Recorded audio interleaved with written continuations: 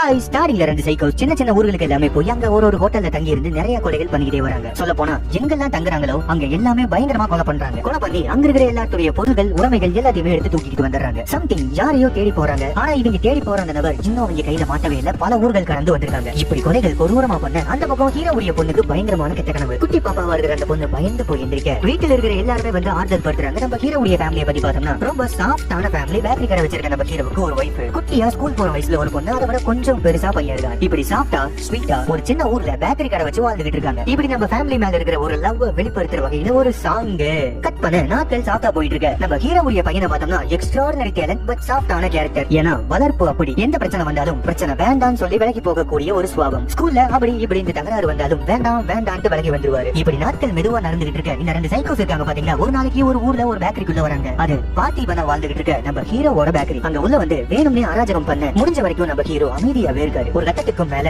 Over violence எடுக்க கண்மூடித்தனமா இருக்கிற எல்லாத்தையுமே சைக்கோ சரம் மாதிரியா சொல்றாங்க. வேற வழியே இல்ல, உயிர் தப்பிக்கணும், எல்லாத்தையும் காப்பாற்றணும். நம்ம எதிர்பார்த்த அந்த மொமெண்ட் ஒரு பங்கமான ஃபைட். அந்த சைக்கோ இருந்து எல்லாத்தையும் காப்பாத்துறதுக்காக தற்காப்புக்காக ஷூட் பண்ணி கொண்டுறாரு நம்ம ஹீரோ பார்ட்டி. இப்போ இந்த நியூஸ் பயங்கரமா வைரல் ஆகிருச்சு. இருக்கிற எல்லா பிரஸ் அண்ட் மீடியாஸ் ஸ்பாட்டுக்கு வந்து அந்த இஷ்யூவை பயங்கரமா கவர் பண்றாங்க. அக்கம் பக்கத்துல இந்த ஸ்பாட்ல இருந்த எல்லாத்தையுமே விசாரிக்க இங்க ஒருத்த பயங்கரமா ஷூட் பண்ணா தற்காப்புக்காக பார்ட்டி கொலை பண்ணாருன்னு எல்லாரும் ஸ்டேட்மெண்ட் கொடுத்துறாங்க. சோ இதை நம்ம ஹீரோக்கு எதிர்பார்ப்பு போகல, கொஞ்சம் சாதகமா ஆகிருச்சு. ஆனா மீடியாக்கள் ஃபுல்லா நம்ம ஹீரோவை சுத்தி வளைச்சு போட்டோ எடுக்க ஒரு குறைய வச்சு முடிஞ்ச வரைக்கும் அவருடைய ஃபேஸை கவர் பண்ணிக்கிட்டே வராரு. ஏன்னா இவர் யாருங்கிற எந்த ஒரு டீடைல்ஸும் வெளியே போக கூடாதுன்னு. பட் அதையும் மீறி மீடியால பயங்கரமா முகம் ஃபேமஸ் ஆயிருச்சு. இப்படி இங்க யாரோ ஷூட் பண்ணாங்களாமா, ஒருத்தர் வந்து காப்பாத்திருக்காராமான்னு மெடிக்கலுக்கு எல்லாம் போயிட்டு வந்த ஹீரோவுக்கு பயங்கரமான அதிர்ச்சி, ஆச்சரியம். ஒரு சின்ன லெவல்ல மீடியமா இருந்துகிட்டு இருந்த பேக்கரி எக்கச்சக்கமா கூட்டமா வராங்க. இந்த ஒரு நியூஸ் நம்ம ஹீரோவை பயங்கரமா வைரலும் ஆகிருச்சு. சோ பேக்கரிக்கு கஸ்டமர்ஸ் வந்துகிட்டே இருக்க நிரம்பி வழிகிட்டு கூட்டம். அப்போ ஒரு கேங்கையும் நமக்கு காட்டுறாங்க. பயங்கரமா ட்ரக்ஸ் அண்ட் மாஃபியா வைலன்ஸ் எல்லாம் பண்ணிக்கிட்டு இருக்காங்க. கேங் ஒரு தலைவனோட கண்ட்ரோல்ல இயங்கிட்டு இருக்குது. டெர்ரி கேண்ட் ஒரு பயங்கரமான என்ட்ரி கொடுக்க வைரலா போன இந்த நியூஸ் இவங்களுக்கும் தெரிய வருது. சொல்ல போனா அசைன்மெண்ட்டுக்கு போயிருக்க 2 பேர்த்த ஒருத்தர் கொண்டிருக்கான்னு தெரிய வருது. ஒரு பக்கம் சைக்கோஸ ஒருத்தர் கொண்டிருக்காரு, இன்னொரு பக்கம் இவங்க ஆட்கள் 2 பேர்த்த ஒருத்தர் கொண்டிருக்காரு. இந்த 2 நியூஸும் ஒரே நியூஸ். இவங்க அனுப்புன இந்த சைக்கோஸ கொண்டது பார்ட்டி. இப்போ அந்த பார்ட்டியை கொல்ல சொல்லி எக்கச்சக்கமான ஆட்களை அனுப்பி வைக்கிறாங்க. எதிரிகளை அடிச்சு வன்முறையை கையில இருக்கிறதுல பார்ட்டிக்கு கொஞ்சம் கூட விருப்பமே இல்ல. ஆனா வந்தவங்க பார்ட்டியை மட்டும் அட்டாக் பண்ணல, அவருடைய குடும்பத்தையும் டார்கெட் பண்றாங்க. குடும்பத்தை காப்பாற்ற வேற வழி இல்லாம சண்டையே போட தெரியலனாலும் வேற வழி இல்லாம குடும்பத்தை காப்பாத்துறதுக்காக பயங்கரமா சண்டை போடுறாரு. அப்போ ஒரு வேர்டு, லியோ உன்னை கண்டுபிடிச்சிட்டோம் விடமாட்டோம்னு சொல்லி. இதை ஒருத்தர் 2 பேர் இல்ல,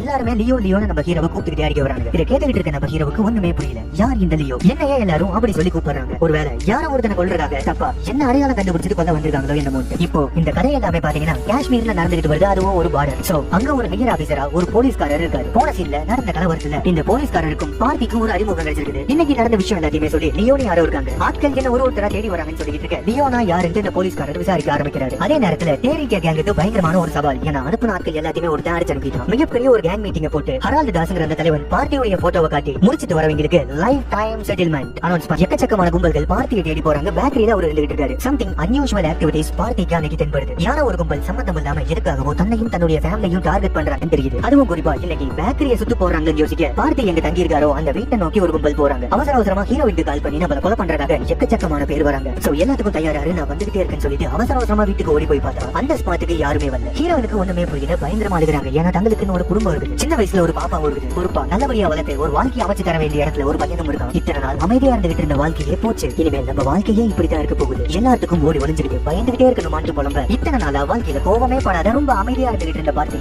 முதல்ல ரொம்ப எமோஷனல் ஆகுறாரு. யாரோ ஒருத்தன் என்ன மாதிரி இருக்காங்க இருக்கிற கும்பல என்னைய டார்கெட் பண்றாங்க. இதை இப்படியே விட்டுற முடியாது. எனக்கு என் ஃபேமிலி முக்கியம். எமோஷனல் ஆக சரி, இதுக்கு மேல இந்த விஷயத்தை பேச வேணாம். பேசிக்கிட்டே இருந்தா நிம்மதி தான் போகும். நீங்க இதை பத்தி எல்லாம் திங்க் பண்ணாதீங்க. இந்த ஹீரோயின் கொஞ்சம் ஆறுதலாகவும் பேசுறாங்க. அப்போ இது எல்லாத்தையும் கேட்டுக்கிட்டு இருந்த ஹீரோவோட பையனுக்கு பயங்கரமான ஒரு பயம் பிளஸ் டவுட். இன்னைக்கு யாரும் வரல, இன்கேஸ் நாளையும் பின்ன நீங்க சொன்ன யாராச்சும் வந்தாங்கன்னா நம்மளை எப்படி காப்பாத்திக்கிறது பயந்துகிட்டே கேட்கிறாரு. அப்படி நம்மள யாராச்சும் ஏதாச்சும் பண்ண வந்தாங்கன்னா நமக்காகவும் நம்ம ஃபேமிலிக்காகவும் தற்காப்புக்காக என்ன வேணாலும் பண்ணலாம் ஒரு ஆறுதல் தராரு நம்ம ஹீரோ. அந்த பக்கம் இந்த கும்பல் பத்தி இந்த போலீஸ்காரரும் எக்கச்சக்கமான டீடைல்ஸ் எல்லாம் எழுதுறாரு. நம்ம ஹீரோ நேரம் வந்து பார்த்து அவங்க ஒரு கொலைகார கும்பல் எக்கச்சக்கமா ட்ரக்ஸ் கடத்துறது, வைலன்ஸ் எடுக்கிறது இவங்களுடைய தொழிலே. ஆண்டனி தாஸ்ங்கிற ஒரு அண்ணனும் ஹரால்ட் தாஸ்ங்கிற ஒரு தம்பியும் பயங்கரமான ஒரு மாஃபியாவை நடத்திட்டு வராங்க. இந்த குரூப்ஸ் மேல எக்கச்சக்கமான கம்ப்ளைண்ட்கள். ஆனா இவங்க எல்லாருமே சொல்லிட்டு இருக்க லியோங்கிற அந்த நபரோட பேர் எந்த ஒரு லிஸ்ட்லயுமே இல்ல. ஆக இந்த எல்லா பிரச்சனைக்கும் முற்றுப்புள்ளி வைக்கணும்னா லியோ தான் வரணும்னு சொல்லிட்டு கிளம்புறாரு. இப்போ நம்ம ஹீரோவா இருக்கிற பகுதியை பார்த்துட்டு வந்தோம்னா ஒரு அன்சேஃப் ஏரியா, நிறைய விலங்குகள் வரக்கூடிய ஒரு பகுதி. ஒரு நாள் ஒரு கொடூர விலங்குகள் வர ஹீரோவுடைய பையன் தனியால அந்த விலங்கை சமாளிச்சு கொலையும் செய்யறாரு. இத்தனை நாளா அமைதியா இருந்துகிட்டு இருந்த பையன் இன்னைக்கு திடீர்னு ஆக்ரோஷம் ஆயிருக்காரு. ஏன் அப்படி பண்ணங்கிற மாதிரி நம்ம ஹீரோ கூப்பிட்டு கேட்க தற்காப்புக்காக என்ன வேணாலும் பண்ணலான்னு ஒரு ரிப்ளை. அதுக்காக வைலன்ஸ் என்னைக்குமே எடுக்கக்கூடாது, இந்த ஃபேமிலி நம்ம ஃபேமிலி, வைலன்ஸ் என்னைக்குமே சப்போர்ட் பண்ணாதுன்னு சொல்லிட்டு பயங்கரமான வாக்குவாதம். சோ பையன் கோவிச்சுட்டு வீட்டுல இருந்து போயிட்டார். அந்த பக்கம் ஹீரோயின் குட்டி பாப்பா கூட பர்ச்சேசிங்ல இருக்க ஹரால்ட் தாஸே வந்து ஹீரோயினை பார்த்து லியோக்காக வந்திருக்குன்னு பேசுறாரு. ஹீரோயின் திட்டவட்டமா சொல்லிடுறாங்க, என் ஹஸ்பண்ட் பேரு பார்த்தி. லியோ கிடையாது, எந்த ஒரு வம்புக்குமே போக மாட்டார், ரொம்ப அமைதியானவர். நீங்க வேற யாரையோ தேடுறீங்க, இனிமேல் எங்களை டிஸ்டர்பே பண்ணாதீங்க திட்டிக்கிட்டு கிளம்ப ஒரே ஒரு விஷயம் சொல்றேன். சரி,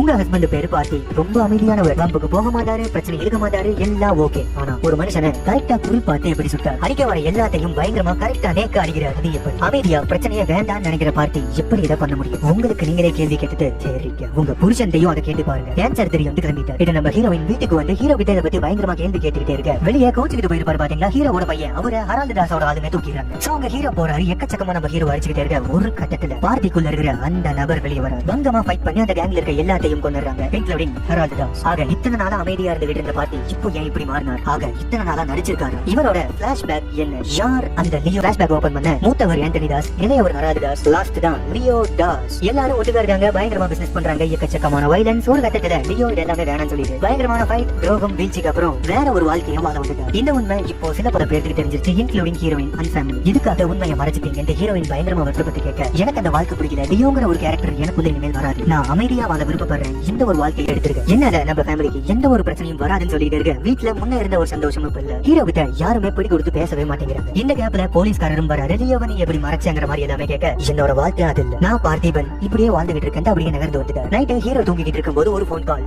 ஆண்டனி தாஸ்க்கு தெரிஞ்சு, நீ ஊரை ஏமாத்தலாம், உலகத்தை ஏமாத்தலாம், என்ன ஏமாத்த முடியாது, லியோ நீ இங்க வரையா இல்ல நான் அங்க வரத்தான்னு கேட்க ஹீரோ கிளம்பி அங்க போறாரு. அண்ணனும் தம்பியும் மீட் பண்ணிக்கிறாங்க, ஹீரோவை கொல்ல பாக்குறாங்க. ஃபைட் எல்லாத்தையும் முடிச்சிட்டார். ஹீரோ அண்ட் ஃபேமிலி இப்போ சேஃப் அண்ட் ஹாப்பி. இப்போ இந்த விமர்சனம் நான் பண்ணது ஹிஸ்டரி ஆஃப் வயலன்ஸ்ங்கிற படத்தோட கதையை பேசிக்கா வச்சுதான். அந்த படத்துக்கும் இதுக்கும் லைட்டா என்ன டிஃபரன்ஸ்ங்கிற மாதிரி பார்க்க, ஹீரோவுடைய பையன் இருப்பாரு பாத்தீங்களா, ஸ்போர்ட்ஸ்ல இருந்துட்டு இருப்பாரு, ஹிஸ்டரி ஆஃப் வயலன்ஸ்ல கூட படிக்கிறவங்க எல்லாம் பயங்கரமா கலாட்டா பண்ணிட்டு இருக்க. ஒரு நாள் அந்த பசங்க எல்லாத்தையுமே அடிச்சிருவாரு. இங்க ஸ்போர்ட்ஸே வருமா இல்ல வேற வருமாங்கிறது திரைக்கதையில நம்ம எதிர்பார்க்கிற ஒரு விஷயமா இருக்கும். இது எல்லாத்துக்கும் மேல அண்ணன் தம்பி பெரிய இருக்கு. ஹிஸ்டரி ஆஃப் வயலன்ஸ்ல பெருசால காரணம் இருக்காதுங்க, சம்திங் போல அங்க இங்க எனக்கு சிவன்முறை பிடிக்காம தனியா ஹீரோ வந்துருவாரு. ஆனா இந்த கதையில எதனால பிரிஞ்சாங்க, லியோக்கு என்ன ஆச்சு, குறிப்பா குடும்பத்துல இருந்து என்ன பிரிஞ்சு வந்தாருங்கிறத அழுத்தமான ஒரு காரணமா சொல்லியிருக்க வாய்ப்பு இருக்கு. சரிங்க, இது எல்லாத்தையும் ஓரமா வச்சிட்டோம்னா பணம் பூஜை போடுறதுக்கு முன்னாடி இருந்து எல்லாரும் கேட்டுக்கிட்டு இருக்க எல்லாரும் மனசுக்குள்ள இருக்கிற ஒரே கேள்வி, LCU இருக்கா இல்லையா? ஆகும். இதுல எக்கச்சக்கமான கதாபாத்திரங்கள் சிங்க் ஆகுது. விக்ரம்ல வந்த 2-3 கதாபாத்திரங்கள் லியோல இருக்காங்க. நம்ம கைதியில வந்த சில பல கதாபாத்திரங்கள் லியோவோட ஷூட்டிங்ல இருந்திருக்காங்க. ஆக LCUங்கிறது கொஞ்சம் கன்ஃபார்ம் தாங்க. ஆக அந்த LCUக்குள்ள யாரு வரப்போறாங்கிறது தான் நம்ம எதிர்பார்ப்பு. அது விக்ரம்